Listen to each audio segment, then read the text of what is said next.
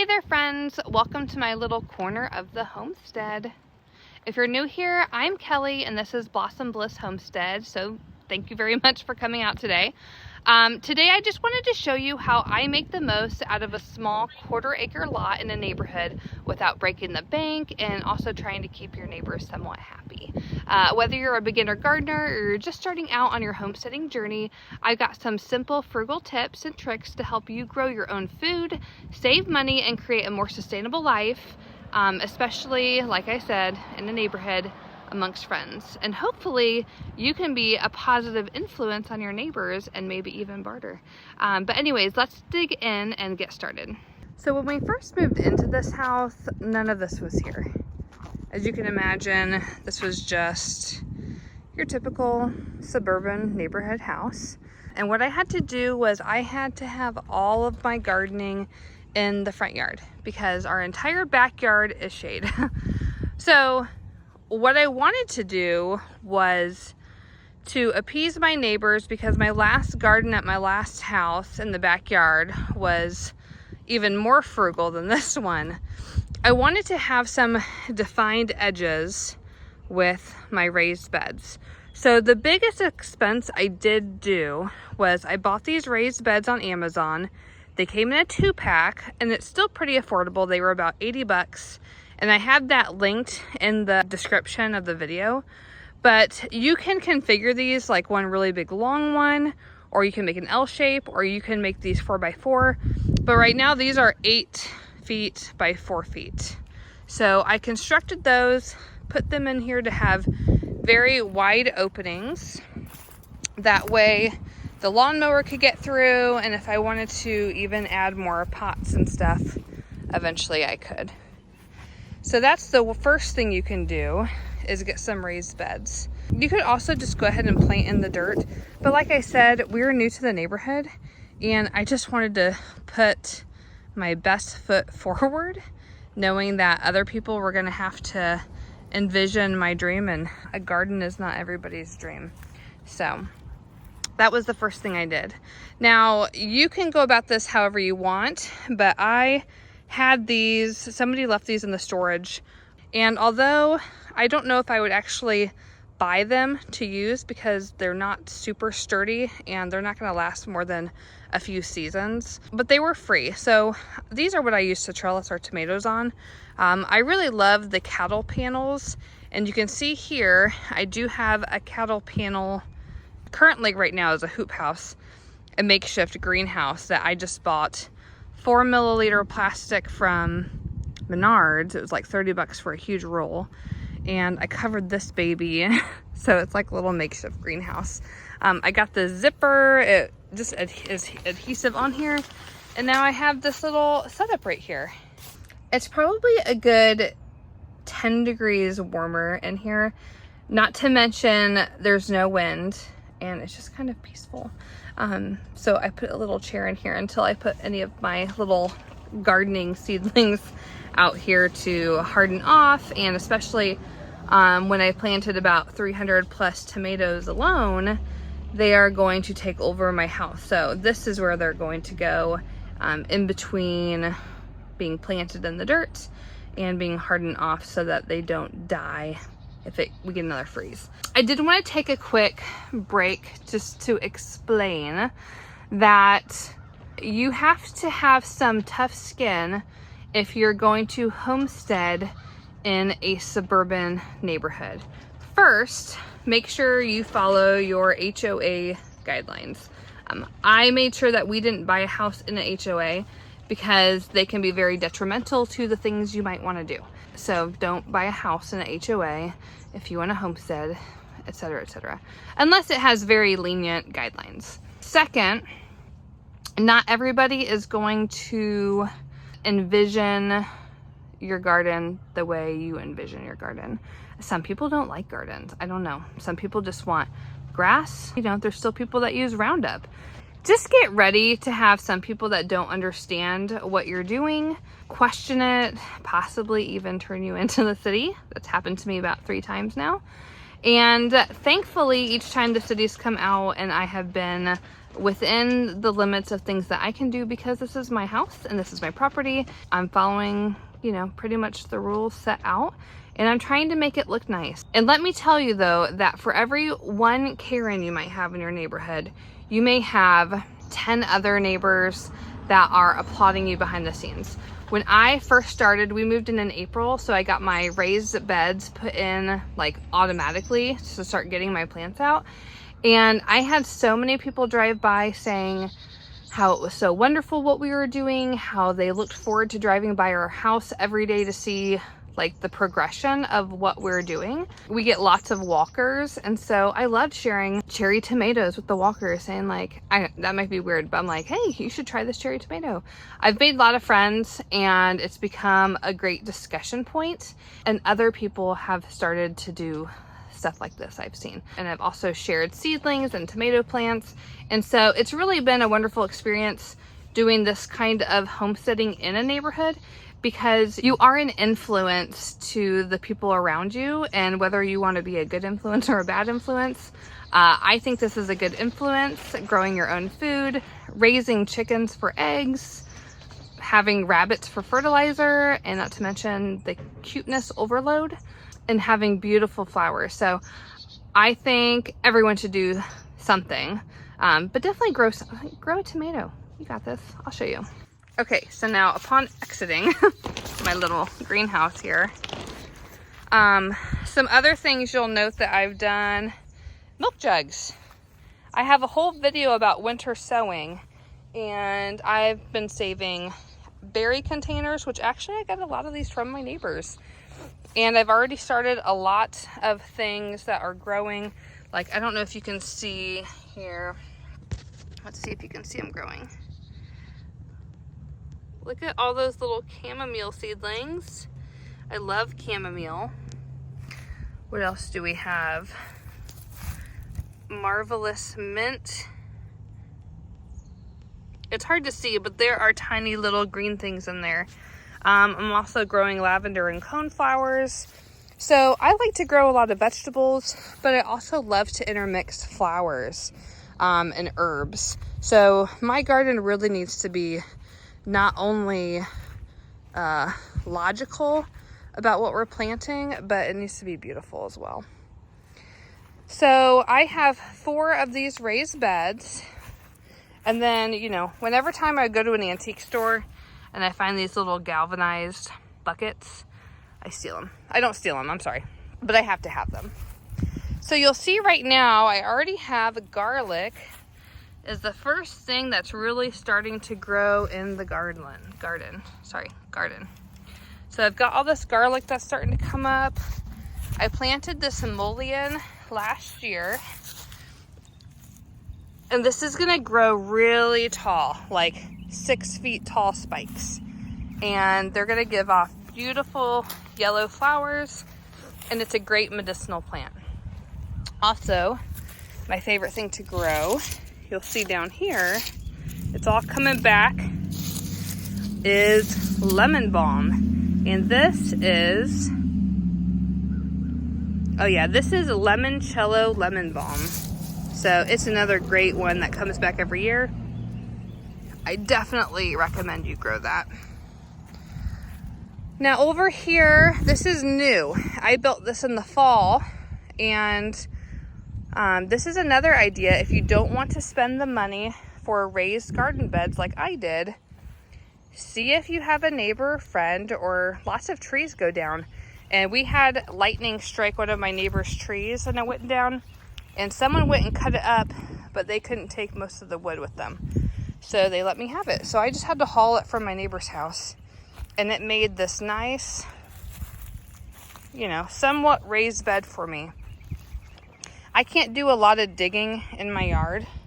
I have these giant trees, these huge maples, which I love, but their roots are everywhere, making it very, very difficult for me to dig anything. So I tend to do above ground gardening. I laid a really thick layer of cardboard down, and I'll see if I can post some pictures from when the kids and I were doing this. But I laid a thick layer of cardboard down, And then I got this free mulch. There's lots of places you can get free mulch from. And if you looked on Facebook, that's where I looked. Someone was able to just dump off a huge stack of it. So I did that, and now I have this giant garden bed.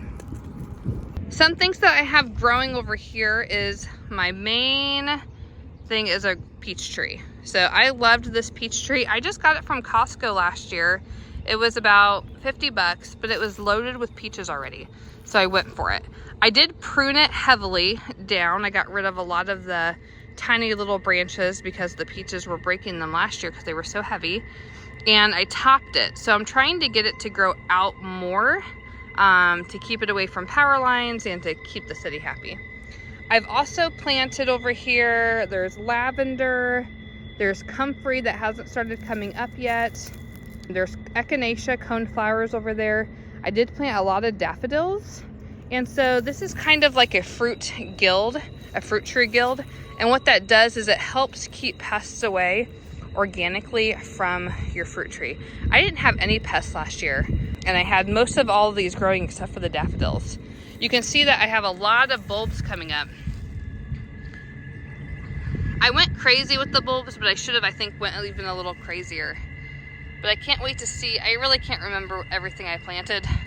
So that's kind of the fun of gardening too, is the surprise of what the heck did I do last year. But anyways, this is a little fig tree. I've never had a fig, but I really want one. So I planted that fig tree and we'll see what happens. Here's another cattle panel trellis I have. These typically run $20 to $25 depending on where you live. I buy these from Tractor Supply. They are 16 feet long and I think they're a little over 4 feet high. So they make really wonderful, sturdy, long-lasting trellises. I also use them for fences to keep the dogs away from the chickens, etc. So that might be something worth investing in. Also the steel T-posts, those can range anywhere between $6 and below depending on what size you want to get. Check out Facebook Marketplace for a lot of gardening stuff. Some people are looking to get rid of stuff. I had friends move. She gave me these giant pots, which I love. And so we'll continue to grow some things in there. And same thing here. So this is my biggest growing spot. It spans the whole corner of my yard. And I'll probably even put more pots randomly for things that I run out of room for. This area and these areas, these are more for my herbs and flowers and fruits. I'm sure I will grow maybe some other things, but I'm not really going to grow vegetables per se. I did grow a lot of artichokes that I've never grown, and I heard they're beautiful plants, so I may plant some in here, and maybe even some okra, because okra has beautiful flowers. I don't like okra, but I'm sure I can give it away to somebody. Another thing you can do on your homestead is tap your trees. I have another video where my kids tapped our maple trees. You don't have to have maple trees to tap. You could tap oak, you could tap walnut, hickory, elm, birch. The list kind of goes on, but do double check on the internet or a book to make sure the tree that you want to tap is not poisonous. So we did tap all of these trees, or most of them. These are all maple. We've gotten a lot from that front tree already, and the weather is getting warmer, so they're not producing as much sap. But in a few days, we're gonna have another cold snap, and when that happens, it creates a suction in the roots with the sugar and the water, and then when it gets warm during the day, it pumps out more sap. Don't get me started on the exact process behind this. That's just how it happens. So you can see as we go down, I have a couple more trees tapped, and we'll just kind of go from there. So far this is the corner of my lot. Like I said, I really don't use that much space. And if you're wondering what this little guy is, I just recently started a micro bakery. especially because I learned I was celiac, and this is the only type of bread that really has not impacted me. I love making bread, but we shouldn't eat that much bread. So I made this little guy. I painted it. I found cute little doorknobs and stuff as hopefully another little side hustle to me with my neighborhood and selling sourdough. So that's something I'm waiting for my business license to be approved for. So make sure that you are following your city laws, because the lady that doesn't like my garden also didn't like that I was running a bakery. But you can run cottage bakeries, cottage law. So just look up your local cottage laws and see what you can sell and what type of label requirements you need to have, and then if you need a business license. So let's go show you the backyard. So my whole side yard is on the main street, which this is still a neighborhood street, but it's a main neighborhood street. And then if you go down this way, that just goes to a giant half-mile circle, and then that's just a cul-de-sac. So anyone that lives back here has to come through this way, and hopefully they enjoy what they see. This is another thing I made last year for more flowers.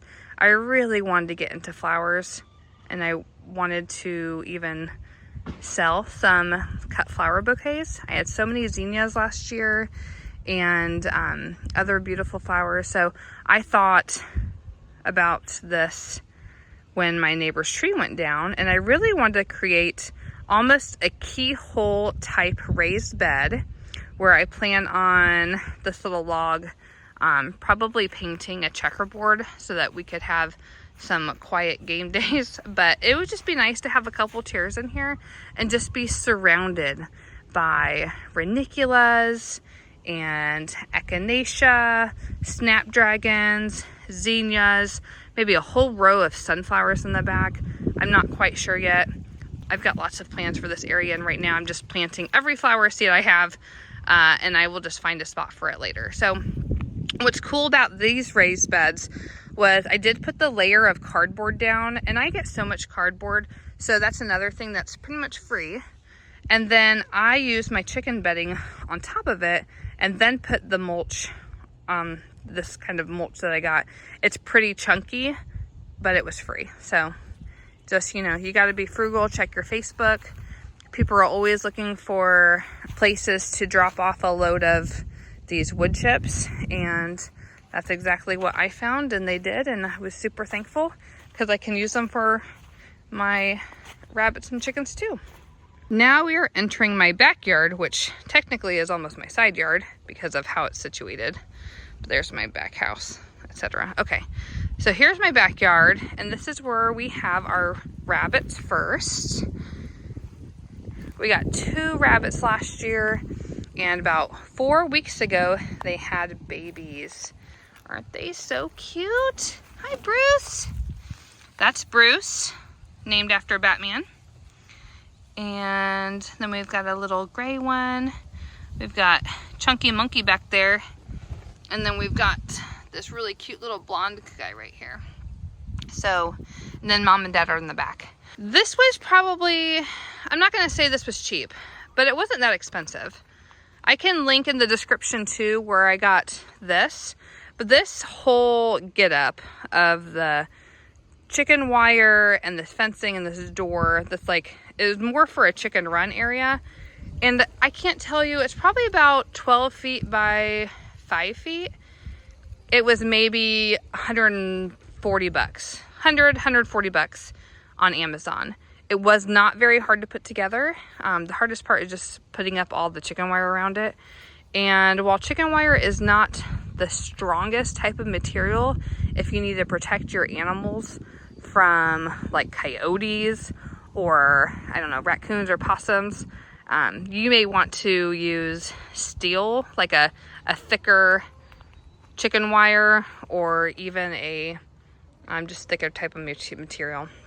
But right now we are like double fenced in. So we've got like this fence, we've got dogs in our backyard, dogs around the neighborhood.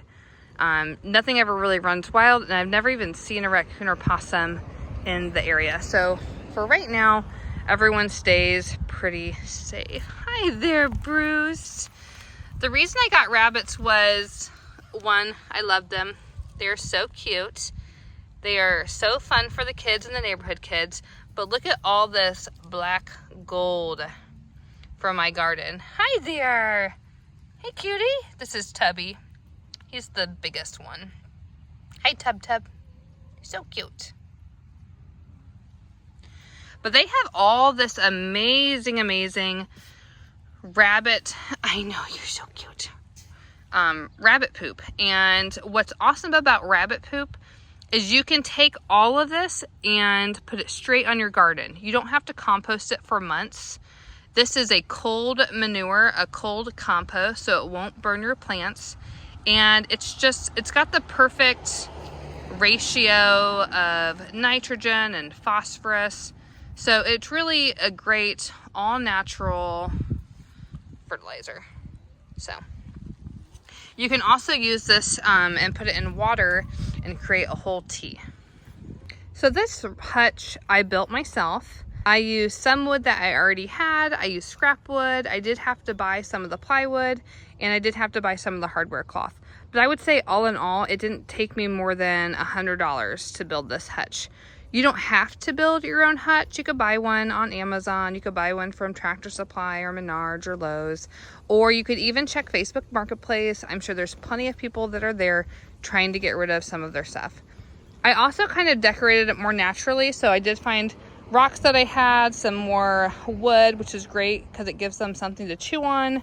The hay bales they really love. That's even where Mama dug out an entire hole from this one, carved out the inside, and that's where she had her babies.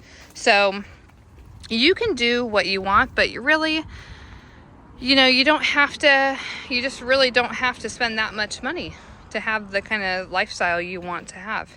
And you don't need a farm, and you don't need acreage. Use this if you're in a neighborhood. Use it as a waiting room and start trying things so that if you do ever get your farm or your homestead that you do want, you already kind of know what to do. Here's more cattle panels I have. I just hooked this up going along the entire back fence, and that's what keeps my dogs a good amount away from my chickens and my rabbits, because they are just not used to them, even if we had them as babies, and they think they're prey, so they will kill them. Hey guys! Now, my chicken run is pretty crappy right now, I'm not gonna lie, but it is safe. It's keeping out hawks, so also that they don't fly out of here, and then this is keeping them inside. So my plan this spring is to redo this entire area, make it nicer, plant marigolds and other chicken friendly herbs around here, probably mint. I wouldn't be too against mint taking over this area because it's good for them. But what I did was I didn't even have a chicken coop. So this was my shed, and all I did was I carved out a little rectangle right there, put in this chicken door, run chicken I think is what it is. It's an automatic chicken door. It opens when it becomes sunlight and it closes when it's nighttime. And the chickens are so smart, they know exactly when to go in for the night, and they're always tucked away safe inside my storage shelter. So now what I did here was, again, I didn't have the money for a chicken coop, but I did have this nice shed in the backyard, and it's pretty big. So I just built out, and half of it is what I carved out for their chicken coop. So you can see I have a whole lot of area still in here. I mean, this is probably a good 4 feet long, 4 feet wide, that I can still use for storage of things. I used to put their food in here. And then let me show you, I really just kind of framed it out the best I could. This is plywood, these don't move. I did want this thicker because I use the deep litter method when it comes to chickens, which I'll do another video on, because now that it's springtime, I need to clean out their coop. But the deep litter method, so their litter is probably up to here right now. about 1 foot high, and I didn't want it all coming out. Like, some of it's going to come out because they flap their wings and scratch around, but for the most part, this stays pretty clean. Now, for me to get eggs, I've made this little door, and so this is about, there you go, you can see. And what's nice about this door and this was I wanted plywood in here to keep all the shavings and the chickens from coming out. But also, this is just not really in here. It's a big piece. There's a brick on each side. You can't see it right now. And when it's time to clean the coop out, I'm just gonna take this whole piece out. This is Godzilla. Godzilla, what are you doing? Get down. Who's a pretty girl? You are. All right, now get down. I will take this whole thing of plywood out, and I can just literally rake all of this right out the door into my bucket and then take it to be composted. So this is what works best for us. They've got a couple roosting bars, and then they've got some nesting boxes in here. You can use whatever. I just got these from, I think I got these from Target. And, you know, they work. So yesterday we got 17 eggs. I'm sure we'll have some more later. But there we go. I'll take this egg with me inside. And bye, girls. Oh, I'm going to fall. So I have Pinterest the crap out of chicken coops. And while I would love a beautiful chicken coop, and one day I do plan on painting this shed and maybe putting some cute little shutters on the windows. I did mainly get chickens for the eggs. We have a big family, and this is the best food. And if you, oh gosh, let me stay right here for a second. If you're aware of how the world is right now, and there's a surcharge at almost every restaurant I've gone to for eggs, especially with everybody freaking out about bird flu, etc., then you would know that this is gold. So there we go. I think that might be Taylor Swift. My kids like to name the chickens, and I named a couple, but honestly now I've forgotten what their names are. That is basically the whole tour. We have chickens on our homestead, we have rabbits, we've got baby bunnies, we're getting eggs, we're getting fertilizer, we're going to be getting a plethora of tomatoes, among other vegetables. We get beautiful flowers, we make sourdough bread. Oops.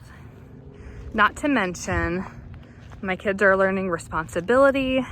They're learning to be self-sustaining. Oh, we're also getting maple syrup.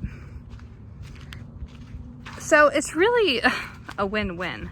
I recommend everyone do something on their yard. You know, whether you grow a garden, whether you plant a tomato, whether you grow some flowers to help support the butterflies and the bees, because they are the ones that pollinate most of our food and our vegetables that we're growing. There's so much that you can do, and just try to be a positive influence in your neighborhood and make an impact on your community. And you know, whether or not everybody agrees with you, it's fine, it's whatever, as long as you're, you know, not breaking the law. Then grow it and have it and harvest it. And anyways, thank you so much for liking and subscribing to this channel. I hope that you stay with me as I update you. Like, it's the beginning of March, so really nothing is live right now, but stay tuned and subscribe, because as we get going, it's just gonna get more and more beautiful, and then you can see the potential that your yard and your house might have for you to do in your own neighborhood. So thanks so much. See you guys later.